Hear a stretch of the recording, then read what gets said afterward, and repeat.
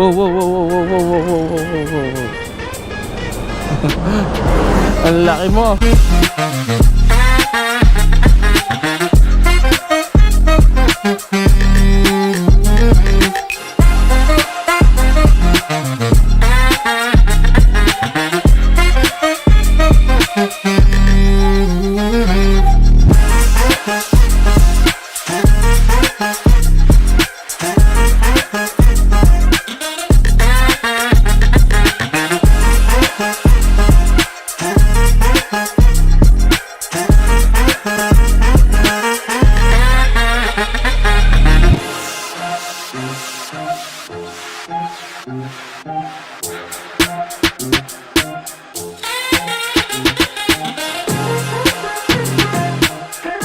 Alright guys, good morning.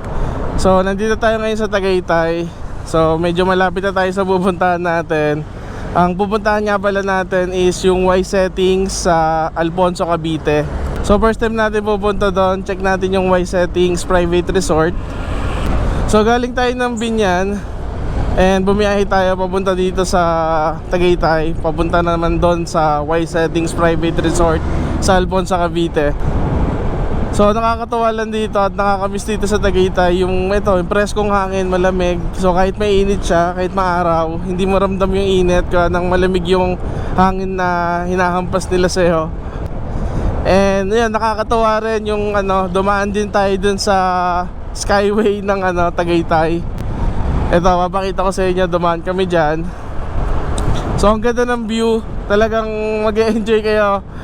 Pero ngayon maganda siya, di ba? Pero dati, promise, napakatindi ng traffic dyan nung ginagawa yan. Eh nung mga time na yun, sunod-sunod yung rides namin ni Babe. Lagi kami nadaan dito, pumunta kami ng Nasugbuk, pumunta kami ng Kalatagan. Basta napakatindi ng traffic noon. Pero ngayon, di ba, maganda naman nag-resulta. Alright, so dito pa tayo sa Tagaytay. On the way na tayo sa Alfonso, Cavite para puntahan yung Y settings na private resort. At nakalagay dito 18 minutes away na lang. So may mga kasama tayo doon. Dalawang sasakyan nga pala yun. So diretso lang tayo. Ewan ko, ito Alfonso, pero hindi tayo pinapaliko eh. Pinapadiretso lang tayo eh. Pero ito Alfonso, Cavite. Welcome to Alfonso. Ayun, welcome to Alfonso. Pero hindi tayo pinapaliko ni Google Map. Ba't kaya? Wait lang, i-zoom out ko lang to sa Google Map. Check lang natin kung tama yun na bookmark ko na sa map.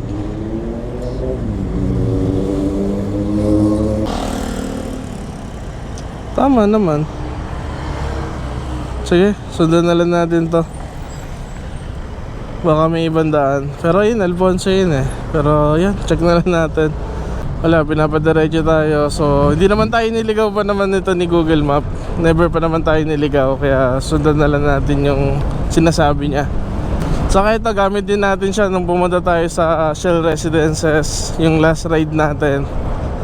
So, medyo hindi siya nakikisama noon. Nag-reroute siya. Pero doon pa rin naman yung papunta. Diniskartehan na lang namin ni Babe para mabilis kami makapunta. Shell Residences sa inyong tapat ng MOA sa Pasay City. So yun, magandang experience din yan. Panoodin nyo yung vlog namin na yan, hindi nyo na pa napapanood. Alright, got that. Ang ganda ng view dito sa Tagaytay, lalo na yung overlooking view. Diba? Tagaytay will never fail you regarding sa mga nature and mga gandang view.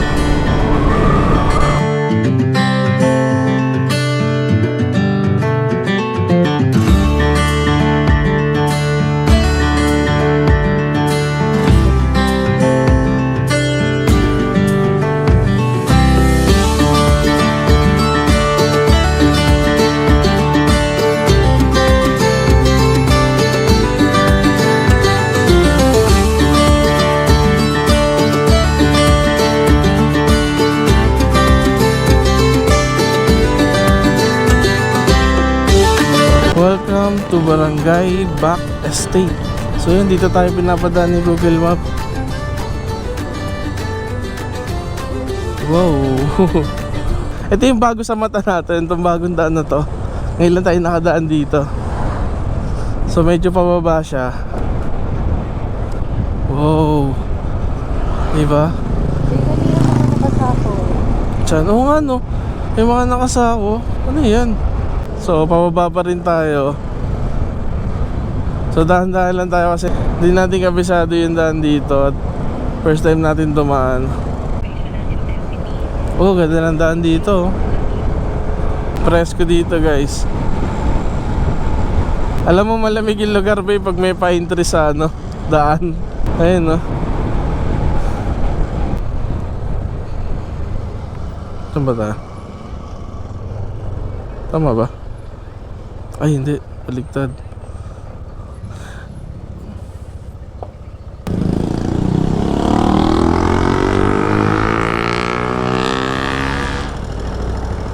Alam ko babe, loloob pa talaga tayo dito eh.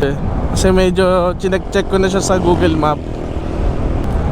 So exciting doon. Maraming inclusion doon sa resort.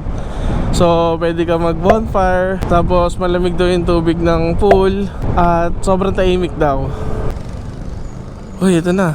Welcome Barangay Bilog, Alfonso, Cavite. Okay. So Alfonso, Cavite. Barangay Bilog na tayo. Wow. Ayan o, loloob pa tayo dito. Loob na loob pa. Ganda o. Tignan nyo naman. So kung sa Manila, parang 2 hours away lang to sa Manila. So check nyo to, Y settings. So nakalagay dito 7 minutes away. Sobrang lapit na natin. Napaka-relaxing ng lugar. Lalo na dun siguro sa pupuntahan natin.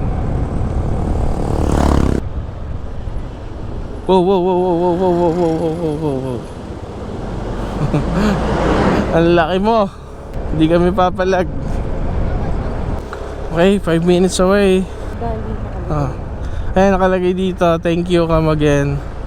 So, parang nag-exit na tayo sa Barangay Bilog. And wala nakalagay ko anong barangay na to eh. Pero anyway, mukhang dito na naman siya kasi 5 minutes away eh. Mukhang dito na siya sa barangay na to.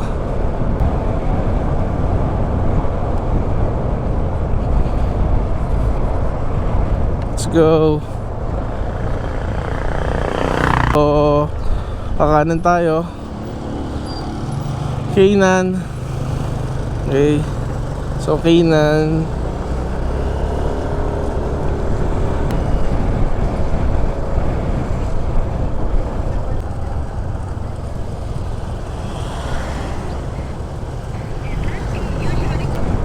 Wow, tingnan nyo yan guys.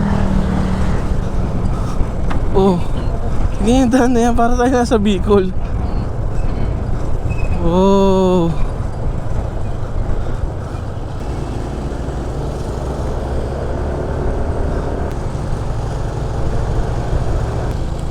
Wow. So 2 minutes away. Ganda.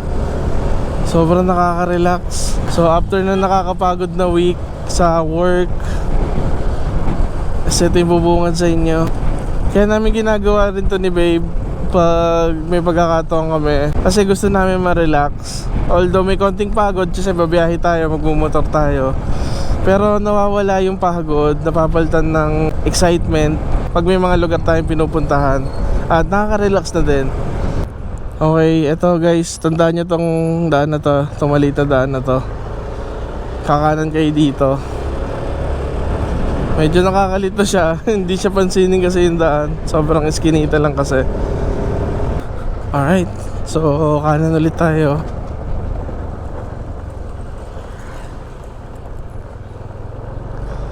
Oh, saan yan? Palagay dito, 1 minute na lang. Saan yan? Baka na-scam tayo.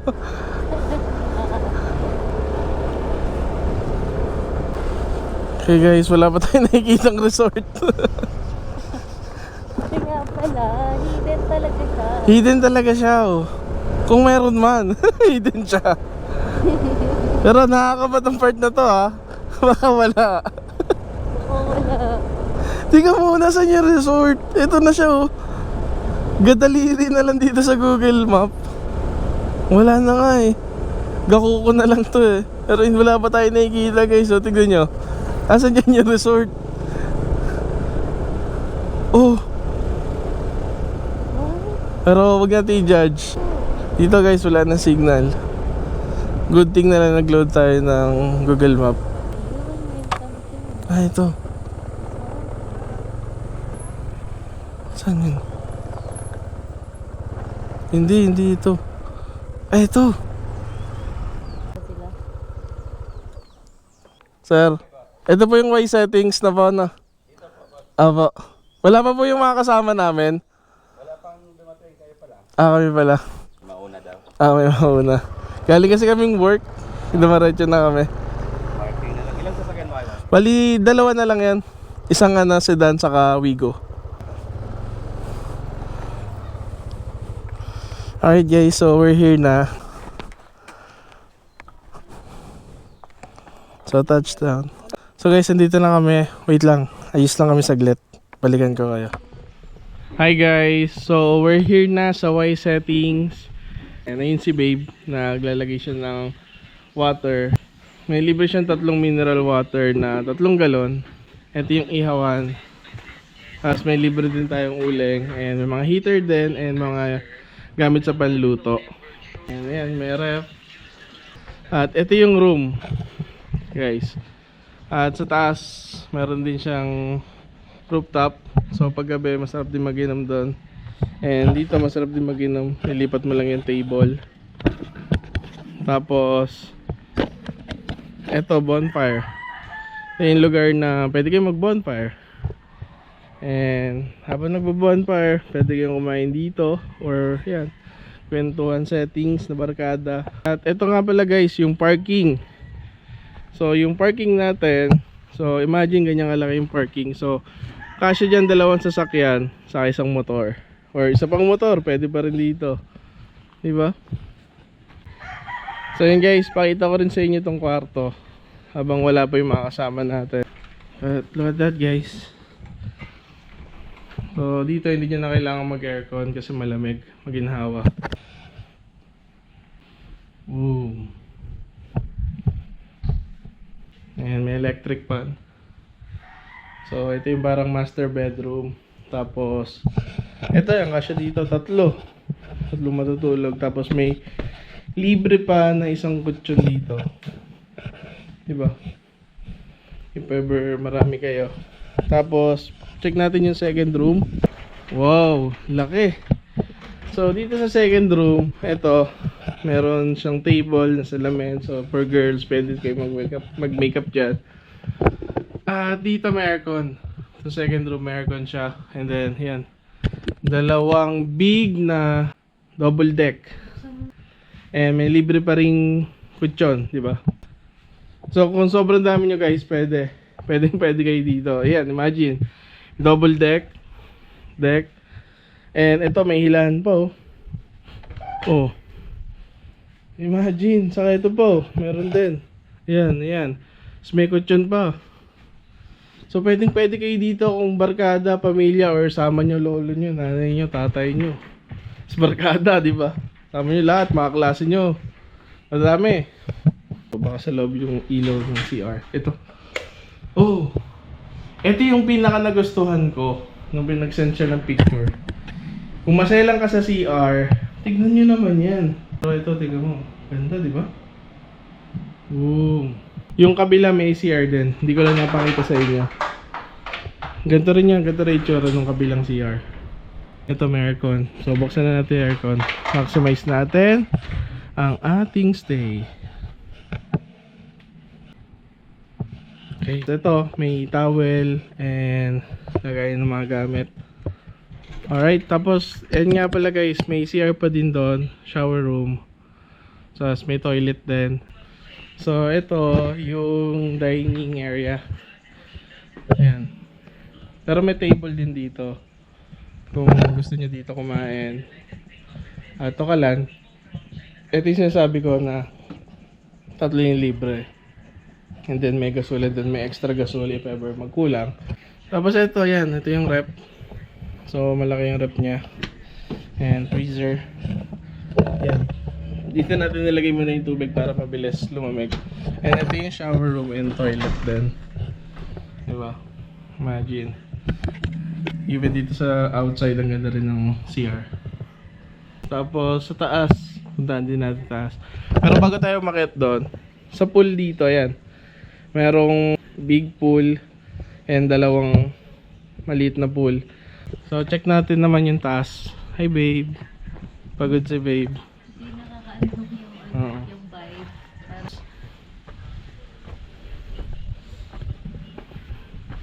So, tignan nyo naman yung gilid nitong resort, di ba? Gubat na. Laki ng aso. Ayun yung aso ng may-ari. Alright, so ito naman yung taas. Tapos may tambayan din dito. Pwede tayo mag-inom dyan. At ito rin, di ba? Sa umaga dito masarap magkape. And habang ito yung view, di ba? Ayun yung view nyo habang nagkakape kayo sa umaga. Wow. Yung pool view pag nandito kayo sa taas. Ganda, di ba? So, I highly suggest guys, book nyo rin to. And tapusin nyo itong video to. Marami pa tayong papakita dito ng mga pwedeng gawin. Tambay muna kami dito saglit. Nihintay pa natin yung mga kasama natin kasi nasa kanila yung pagkain ng mga gamit natin talaga. So, kita-kits tayo mamaya. Let's go!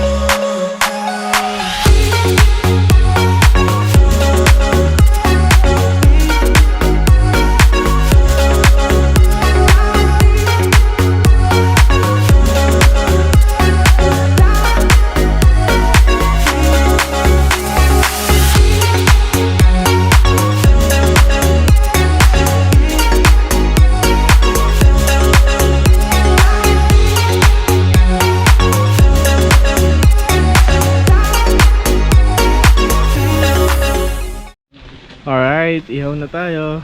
So, nagpaparikit muna tayo. Ito yung libreng uling. So, diba? At least dito may libre.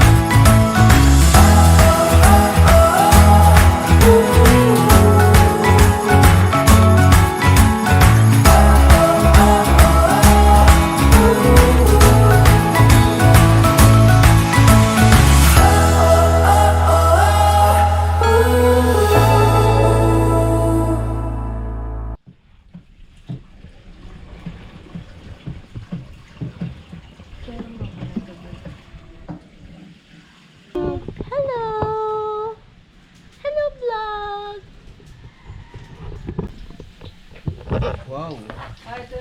Expert. Marami ba yan?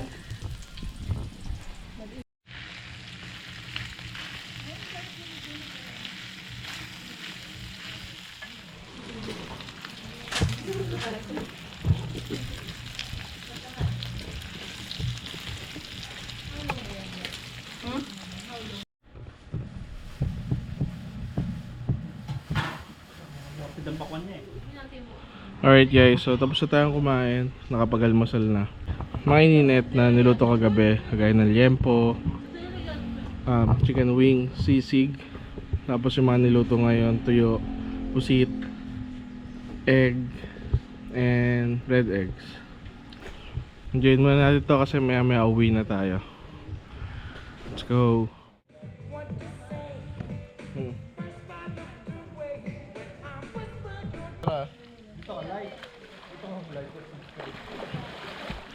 Like and subscribe.